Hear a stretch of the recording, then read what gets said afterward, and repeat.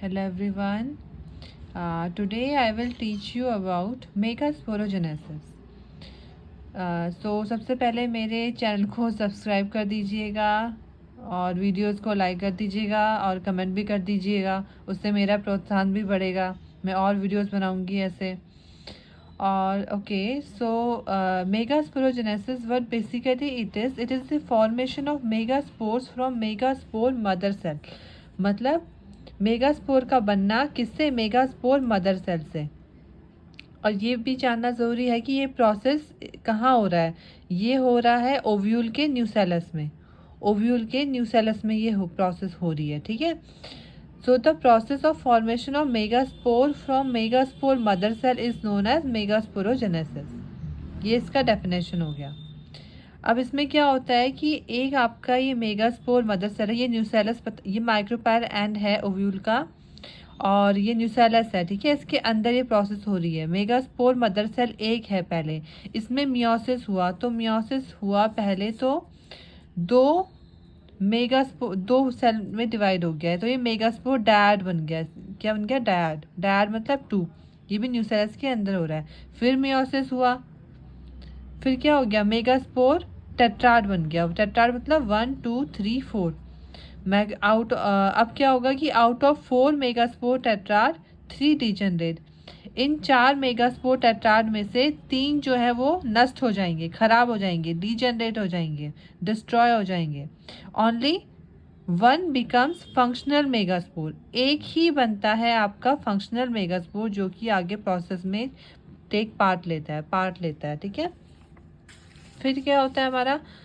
ये रहा आपका फंक्शनल मेगास्पोर। इसमें क्या होगा? माइटोसिस होगी तो ये 2 न्यूक्लिएट एम्ब्रियो से एक बनाएगा। फिर माइटोसिस होगी तो 4 न्यूक्लिएट एम्ब्रियो से एक बनाएगा। 4 देखो, 1 2 3 4 न्यूक्लिएट, 4 न्यूक्लियस है इसमें। फिर माइटोसिस होगी तो 8 न्यूक्लिएट एम्ब्रियो से एक बनाएगा। 8 1 2 3 4 5 6 7 8 न्यूक्लिएट एम्ब्रियो से एक। अब इसमें अरेंजमेंट होगा एम्ब्रियो सैक के अंदर, ठीक है। ये नीचे चलाजल पोल है और ऊपर माइक्रोपैरेलल एंड है। तो इसमें क्या होगा? ये जो सेल न्यूक्लियस थे हमारे, ये अरेंज होंगे। इनमें से इन 8 सेल्स जो थे, 2 तो बीच में चले जाएंगे, इनको सेंट्रल सेल बोलेंगे, 2 पोलर न्यूक्लियाई। 3 नीचे चले जाएंगे चलाजल एंड पे, इनको एंटीपोडल्स बोलेंगे। और बाकी के कहाँ अरेंज हो जाएंगे? आपके ये 2 सिनर्जिड में और 1 एग सेल में।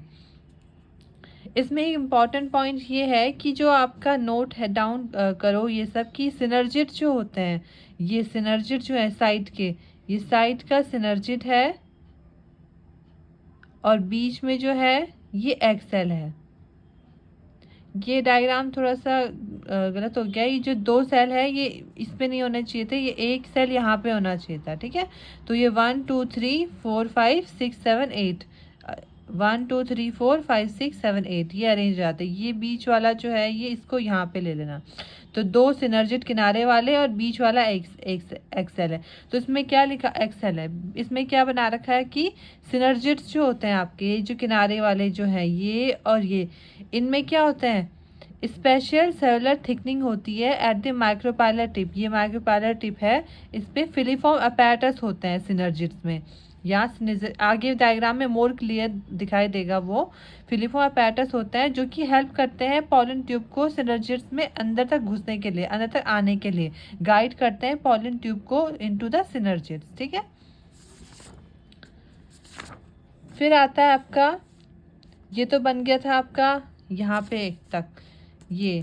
ये मतलब अरेंजमेंट हो रहा है इसका पूरा का पूरा न्यूक्लियस का एम्ब्रियो सैक में। अब एक मैच्योर, इसके बाद एम्ब्रियो सैक बनता है, मैच्योर एम्ब्रियो सैक। ये मैच्योर एम्ब्रियो सैक का डायग्राम है। इसमें क्या होता है कि चराजल पोल पे 3 एंटीपोडल्स अरेंज हो जाते हैं और माइक्रोपायर एंड पे ये था, देखो सिनर्जिड्स, ये रहे किनारे के 2 ही सिनर्जिड्स है, बीच में एक्सेल है और सिनर्जिड्स में फिलीफॉर्म अपैरेटस होता है जहाँ से पॉलन ट्यूब एंटर करती है और वो अपने गैमेट्स छोड़ती है। यहाँ से इन फिलीफॉर्म अपैरेटस के थ्रू फिर सिनर्जिड में जाती है। क्या जाती है? पॉलन ट्यूब, ठीक है। और ये हो गया आपका सिनर्जिड और ये एक्सेल और ये पोलर न्यूक्लियाई सेंट्रल सेल मिला, ये दोनों मिला 2 सेल मिला के एक ही सेल माना जाता है। इसीलिए आपका जो सेल होता है वो 8 न्यूक्लिएट 7 सेल्ड होता है। मतलब न्यूक्लियस तो उसमें 8 रहता है लेकिन सेल टोटल क्या होता है? 7 ही होता है। क्या होता है वो? 8 न्यूक्लिएट 7 सेल। आपका जो मैच्योर एम्ब्रियो सैक होता है वो 8 न्यूक्लिएट होता है। न्यूक्लियस उसमें 8 है। न्यूक्लियस देखो 1 2 3 4 5 6 7 8 न्यूक्लिएट, लेकिन 7 सेल क्यों हुआ है? क्योंकि ये दोनों न्यूक्लियस मिला के एक सेंट्रल सेल बना देते हैं। तो एक सेल तो ये हो गया, एक सेल 2 3 4 5 6 7 7 सेल पूरा एम्ब्रियो सैक। ठीक है, तो at last your typical angiosperm embryo sac जो होता है एट मैच्योरिटी वो क्या होता है? तो 8 nucleate 7 cell. Okay, thank you.